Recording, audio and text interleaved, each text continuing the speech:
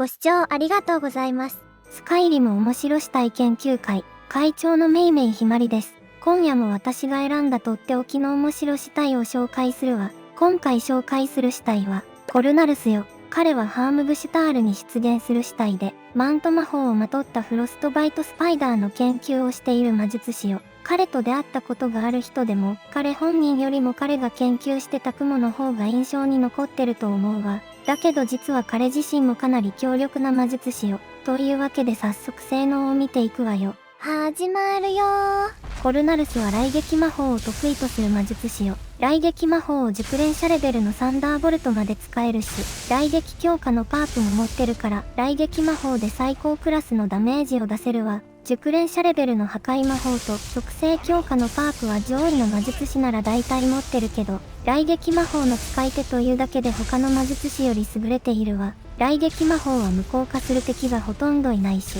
耐性を持つ種族も一部しかいないから安定してダメージを与えられるわ。その上彼には別の利点もあって、それは、種族がハイエルフだということよ。ハイエルフは種族特性で最大マジカがプラス50されるから、その分多く魔法を打てるわ。それに最大マジカが高いということは、1秒あたりのマジカの回復量も上がるということだから、継続して戦闘し続ける能力にも優れているわ。魔法のレベル、属性、パーク、種族、すべてがうまく噛み合っていて、正直、これ以上の条件が揃った魔術師は他にいないと言えるくらいの逸材よ。説明しよう。次はステータスを見ていくわよ。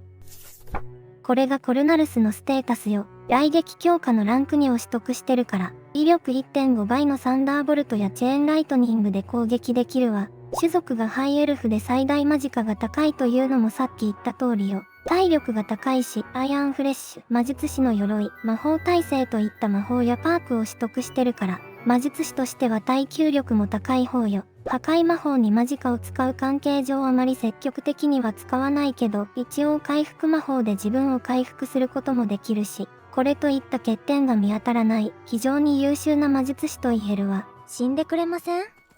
それじゃあ入手方法を説明するわ。カースワステン北のハームブシュタールに入って、奥の方まで進むとコルナルスがいるから、倒せば彼の死体が手に入るわ。途中スカイリムにしては珍しくちゃんとパズルになってる仕掛けがあるのだけど、一番左と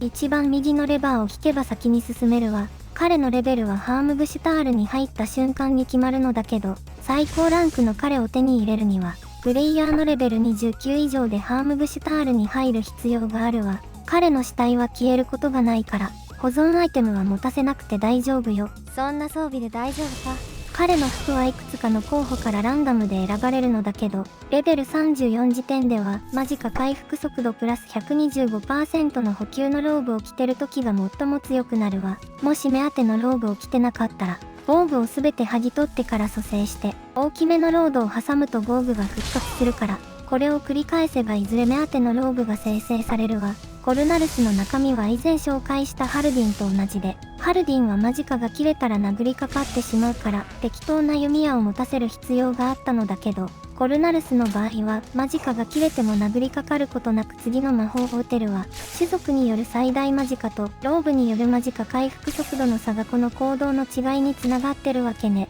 自分で付持するならハルディンの方が拡張性は高いけど、素の性能ならコルナルスの方が魔術師として優れているわ。ご視聴ありがとうございました。というわけで今回はコルナルスについて紹介したわ。軽減されにくい雷撃魔法の使い手だし、種族や装備が魔術師に向いてるのもあって、破壊魔術師としてはこれ以上ない好条件が揃った死体よ。レベルさえ上げれば簡単に手に入るし、魔術師の獣人を探してるなら真っ先に彼をおすすめするわ。それじゃあ今回の動画はここまでよ。よかったらいいね、高評価してもらえると励みになるわ。